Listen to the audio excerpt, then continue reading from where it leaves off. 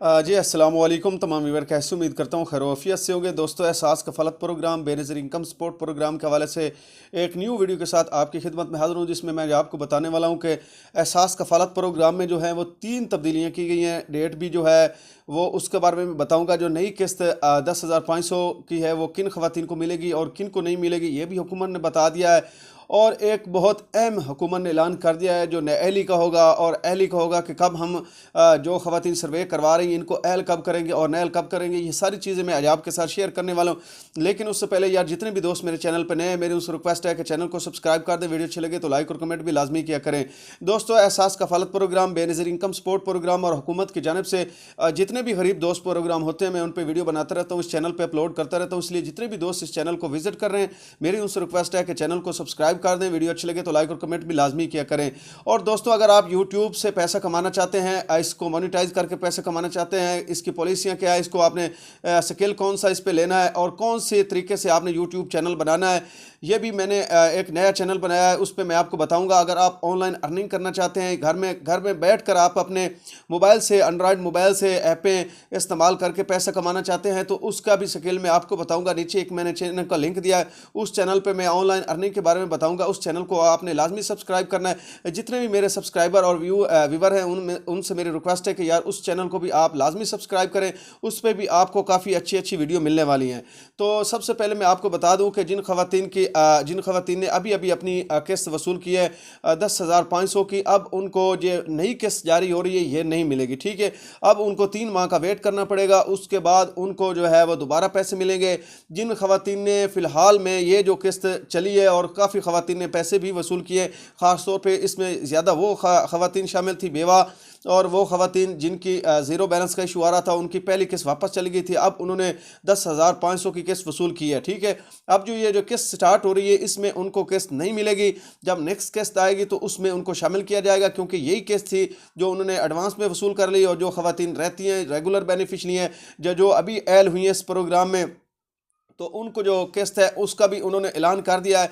किस्त में काफ़ी तब्दीलियाँ कर दी गई हैं हुकूमत की जानिब से, क्योंकि पता नहीं इलेक्शन की वजह से की गई है या पता नहीं क्या मसला बना है। पहले इन्होंने 18 फरवरी का कहा था कि 18 फरवरी को हम जो नई किस्त है वो स्टार्ट कर देंगे, और बच्चों के पेमेंट का भी इन्होंने ऐलान किया था। लेकिन जो अब नई किस्त है 10,500 की, इन्होंने उसकी तारीख चेंज कर दी है, क्योंकि इलेक्शन की वजह से या पता नहीं इनको क्या मसला बना है, 26 फरवरी कर दी है। ठीक है, अब आपको 26 फरवरी को जो है 10,500 की किस्त आपकी स्टार्ट होगी और 6 मार्च के बाद जो है वो बच्चों की किस्त भी स्टार्ट हो जाएगी। अब मैं आपको ये भी बता दूं कि काफ़ी खवातीन ने रीवेरिफिकेशन भी करवाई है। उसके अलावा काफ़ी खवातीन ने अपना नया सर्वे भी करवाया। जो खवातीन जांच पड़ताल में है उनको भी मैं बता देता हूँ कि आपकी जो नअहली या अहली है, ख़ास तौर पर वो खवातीन जिन्होंने अभी तक अपना रीवेरिफिकेशन नहीं करवाया, उनके लिए ये बहुत बड़ा पैगाम है। जितना जल्दी हो सके, जब भी आपको टाइम मिले, आप अपना रीवेरिफिकेशन करवाएं, बायोमेट्रिक सर्वे लाजमी करवाएं, क्योंकि 30 जून की उन्होंने दोबारा से बता दिया कि 30 जून को तमाम वो खवातीन जिन्होंने रीवेरिफिकेशन नहीं करवाई वो इस प्रोग्राम से आउट कर दी जाएंगी। ठीक है, उनको नैल कर दिया जाएगा। अगर आपने रीवेरिफिकेशन करवा ली उसके बाद भी आपका PMT स्कोर देखा जाएगा, आपके घराने के जो है वो हालात देखे जाएंगे, आपके बिजली के बिल देखे, जो आपने नया सर्वे करवाया उसमें जो जो डॉक्यूमेंट्स आपने दिए उस हिसाब से आपका PMT स्कोर बनेगा। अगर आपका PMT स्कोर 40 से ऊपर जाता है तो इस प्रोग्राम से आपको भी 30 जून के बाद जो है वो हाथ धोने पड़ेंगे। जो खवातीन रीवेरिफिकेशन करवाएंगी उनका भी फैसला 30 जून के बाद होगा। जो खवातीन रीवेरिफिकेशन नहीं करवाई जिन्होंने, उनको तो पक्का नैल कर दिया जाएगा। 30 जून का इन्होंने लास्ट डेट दे दिया है।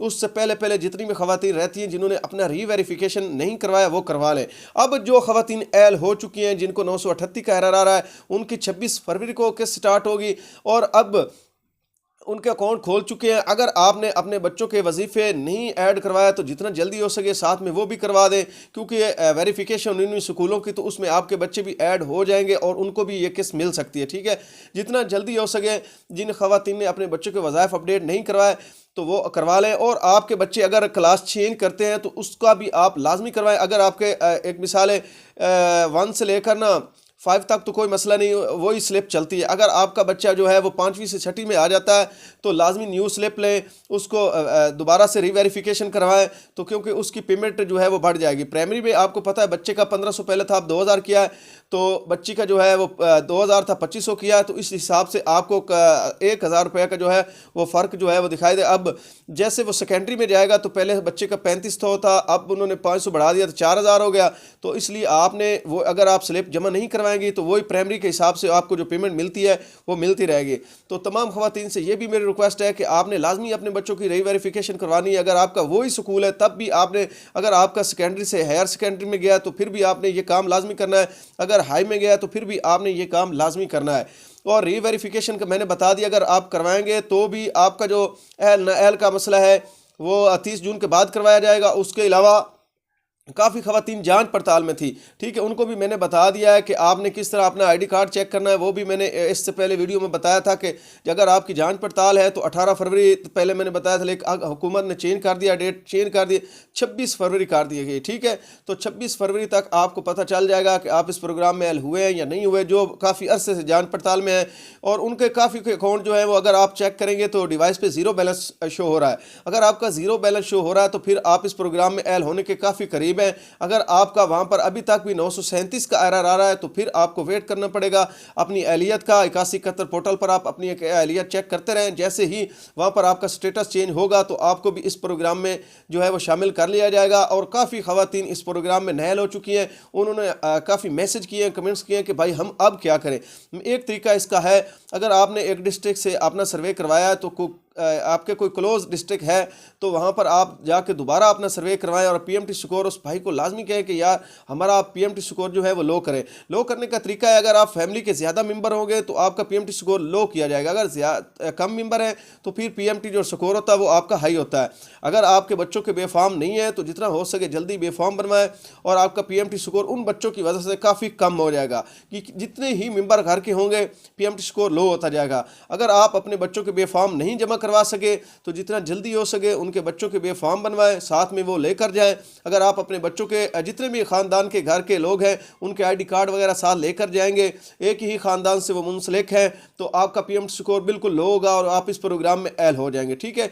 किस लिए ये जो एक दो ख़ानदान के बंदे होते हैं वो नाअहल हो जाते हैं, ठीक है। काफ़ी ख़वातीन के मैसेज आए मुझे कि हमारी औलाद नहीं, हमें इस प्रोग्राम से नाअहल कर दिया गया है।